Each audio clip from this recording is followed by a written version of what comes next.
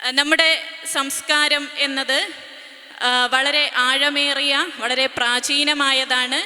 അത് ഓരോ രംഗത്തുള്ളവർക്കും എങ്ങനെ ജീവിക്കണം എന്നുള്ളതിൻ്റെ കൃത്യമായ ഒരു മാർഗനിർദ്ദേശം നൽകുന്നുണ്ട്.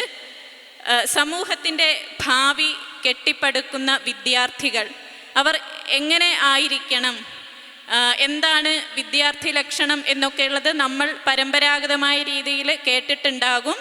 എന്നാൽ അതിനെ ഈ കാലവുമായിട്ട് ബന്ധിപ്പിച്ചുകൊണ്ട് ഈ ഒരു കാലത്തിൽ വിദ്യാർത്ഥികൾ എങ്ങനെ ആയിരിക്കണം, എന്തൊക്കെ ആയിരിക്കണം, അവരുടെ ചിന്തകൾ, അവരുടെ പ്രവൃത്തികൾ ഏത് ദിശയിലേക്ക് ആയിരിക്കണം എന്നതിനെക്കുറിച്ചൊക്കെ കുറച്ച് വാക്കുകൾ സംസാരിക്കാനായിട്ട് ആദ്യം ജോത്സ്ന ടീച്ചറെ ക്ഷണിക്കുകയാണ്.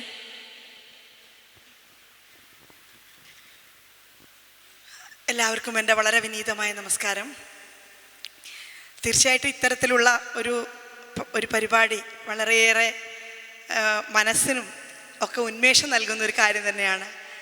കാരണം നിരന്തരം കോളേജുകളിൽ എന്നെപ്പോലെയുള്ള അധ്യാപകർ പെരുമാറുന്നത് ആധുനിക യുവ സമൂഹത്തോടാണ്.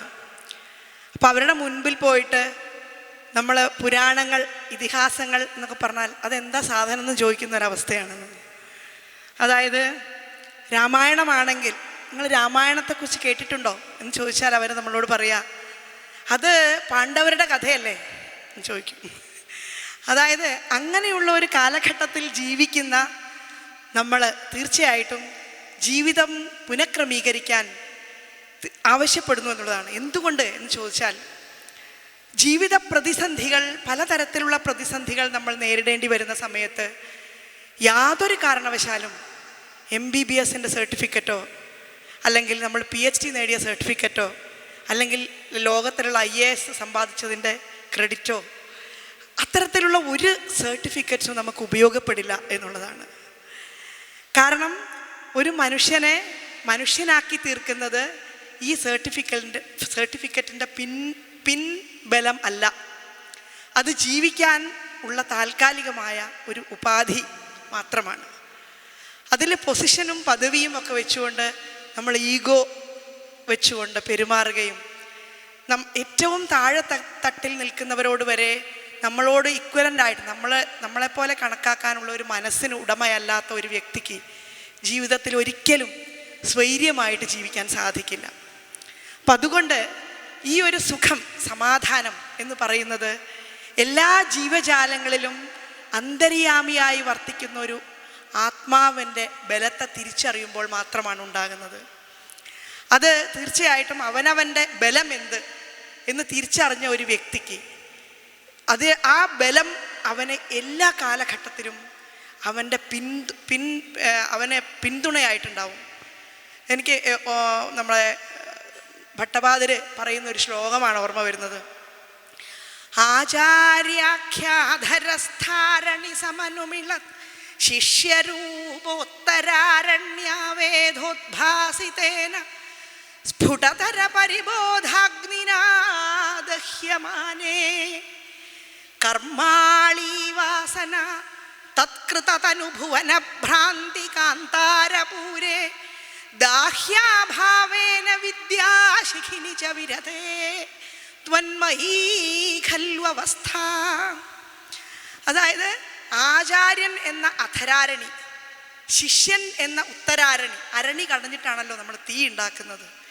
ഇത് രണ്ടും കൂടി കൂട്ടി ഉരസി ഇതിൽ നിന്നുണ്ടാകുന്ന തീയിൽ നമ്മുടെ എല്ലാ ദോഷങ്ങളും എരിഞ്ഞടങ്ങുകയാണ്. അതായത് അവനവൻ്റെ ആത്മബലം എന്ന് പറയുന്ന സാധനം ഉയർന്നു പൊങ്ങുമ്പോൾ അതിൽ മറ്റെല്ലാ ഈഗോ പ്രശ്നങ്ങളും എരിഞ്ഞടങ്ങുകയും നമ്മുടെ ദുഃഖവും എല്ലാം അതിൽ അലിഞ്ഞു ചേരുകയും അതിൽ നിന്നുണ്ടാകുന്ന ഒരു അനന്തമായ ആനന്ദമുണ്ട്.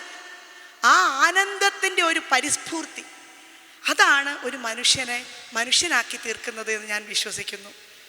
അതിലേറ്റവും പ്രധാനം, കുട്ടിക്കാലത്ത് കുഞ്ഞായിട്ടിരിക്കുമ്പോൾ നമ്മൾ ഒരിക്കലും ആ കുഞ്ഞിന് സ്വയം നാമം ജപിക്കണമെന്ന് തോന്നില്ല. സ്വയം നമുക്ക് എന്തെങ്കിലും നമ്മുടെ ഒരു കാര്യം രൂപപ്പെടുത്തിയെടുക്കണമെന്ന് ആ കുട്ടിക്ക് തോന്നില്ല. അതിന് 2-3 കാരണങ്ങൾ വീട്ടിൽ നിന്ന് ഒന്നുകിൽ അച്ഛനോ അമ്മയോ അമ്മൂമ്മയോ അപ്പൂപ്പനോ ആരെങ്കിലും ഇത് ചെയ്യുന്നത് കണ്ടിട്ടുള്ള ഒരു പരിചയം കുട്ടി ഇങ്ങനെ അന്തം വിട്ട് നോക്കി നിൽക്കും. കുഞ്ഞായ കുട്ടി, അതായത് അതിൻ്റെ അടുത്ത് പോയിട്ട് ഇങ്ങനെ അന്തം വിട്ട് നോക്കി എന്താ ഈ ചൊല്ലിക്കൊണ്ടിരിക്കുന്നത് എന്ന് ചോദിക്കും. കുറച്ചു കാലമാകുമ്പോൾ ഈ ചൊല്ലുന്നത് ആ കുട്ടിയുടെ ജീവിതത്തിൻ്റെ ഭാഗമാവുകയാണ്. അറിയാതെ തന്നെ ആ കുട്ടിയുടെ ജീവിതത്തിൻ്റെ ഭാഗം. അല്ലെങ്കിൽ നമ്മൾ വീട്ടിൽ വെക്കുന്ന അതേപോലെയുള്ള റെക്കോർഡുകൾ, അല്ലെങ്കിൽ അമ്പലത്തിൽ നിന്ന് കേൾക്കുന്ന റെക്കോർഡുകൾ. ഇന്ന് അമ്പലത്തിൽ നിന്ന് റെക്കോർഡ് വെച്ചാൽ പിറ്റേ ദിവസം കേസ് കൊടുക്കാൻ നമ്മളെ കൂട്ടത്തിൽ തന്നെ ആൾക്കാരുണ്ടാവും. കാരണം എന്താ? അന്തരീക്ഷ മലിനീകരണം. അപ്പോൾ പിന്നെ മലിനീകരണം ശരിക്കും മലിനീകരിച്ചാൽ എന്താവും സ്ഥിതി? ഇപ്പം ബാക്കിയുള്ളതിനൊക്കെ എന്ത് മലിനീകരണം എന്നാ പറയേണ്ടതെന്ന് അറിയില്ല.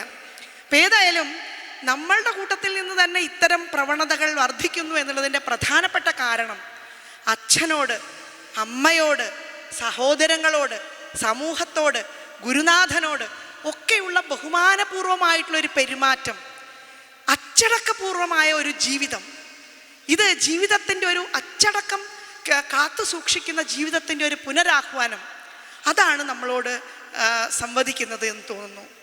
കാരണം ഇതിൽ തുടങ്ങുമ്പം തന്നെ, രാവിലെ എഴുന്നേൽക്കുമ്പം തന്നെ നമ്മൾ എന്താ പറയുക, കരാഗ്രേ വസതേ ലക്ഷ്മി കരമധ്യേ സരസ്വതി, അല്ലേ? കരമൂലേ തു ഗോവിന്ദ. കാലെടുത്ത് മുകളിൽ വെക്കുമ്പോൾ ഞാൻ ഭൂമിയെ നമസ്കരിക്കുകയാണ്. പാദസ്പർശം ക്ഷമസ്വമേ. ഇതൊക്കെ ഒരു പാരമ്പര്യത്തിൻ്റെ ഭാഗമാണ്. അതായത് ഞാൻ അങ്ങയെ ചവിട്ടുന്നതിന് എന്നോട് ക്ഷമിക്കണമേ എന്ന് പറഞ്ഞുകൊണ്ടാണ് നമ്മൾ ഇതൊരു സംസ്കാരമാണ്. അപ്പം അതുകൊണ്ട് സകലത്തിനെയും, ഭൂമിയെയും വായുവിനെയും വെള്ളത്തെയും ഒക്കെ ഈശ്വരനായി ആരാധിക്കാനാണ് നമ്മുടെ സങ്കല്പങ്ങൾ നമ്മളെ പഠിപ്പിക്കുന്നത് എന്നുള്ളതാണ്. അതായത് എന്തിന് നമ്മൾ ഇതൊക്കെ അന്ധവിശ്വാസമല്ലേ എന്ന് ചോദിക്കുന്ന ഒരു പുതിയ തലമുറയാണ്. ഞാൻ ചോദിക്കട്ടെ, ഒരു വെള്ളം, ഒരു സ്ഥലത്തിങ്ങനെ കെട്ടി നിൽക്കുന്ന വെള്ളം നീരാവിയായി മേൽപോട്ട് പോകാൻ സൂര്യൻ കാരണമാകുന്നു. ഈ മേൽപോട്ട് പോകാൻ സൂര്യൻ ഇല്ല എങ്കിൽ ഒരിക്കലും ഇത് മേൽപോട്ട് പൊങ്ങില്ല. മേൽപോട്ട് ഇതിനെ പൊങ്ങിക്കൊണ്ട് പോകുന്നത് ആരാണ്? വായു ആണ്.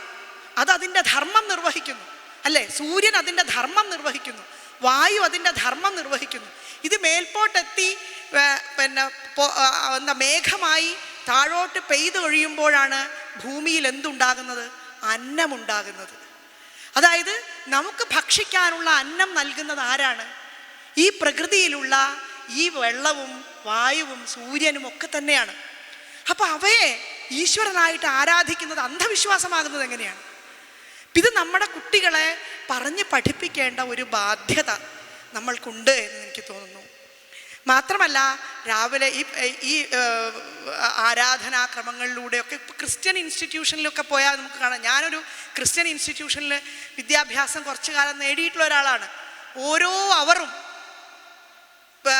അത് അങ്ങോട്ട് കയറുമ്പം തന്നെ ഓരോ അവറിലും അധ്യാപകൻ വന്ന് നിൽക്കുമ്പോൾ ഒരു പ്രാർത്ഥനയുണ്ട്. അതായത് നമ്മുടെയൊക്കെ ഇവിടെ അങ്ങനെ ഒരു പ്രാർത്ഥന ഉണ്ടോ? ആലോചിച്ച് നോക്കൂ.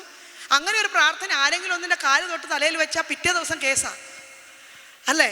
അതായത് എന്തുകൊണ്ട് ഇത് സംഭവിക്കുന്നതെന്ന് ചോദിച്ചാൽ നമ്മളുടെ ഇടയിലുള്ള അപചയമാണ്.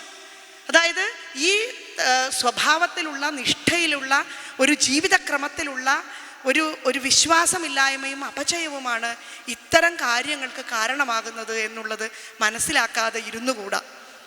സന്ധ്യയായാൽ അറിയാതെ ഒരു 6 മണിയാകുമ്പോൾ നാമം ജപിക്കണം എന്ന് കുട്ടിക്ക് തോന്നണം.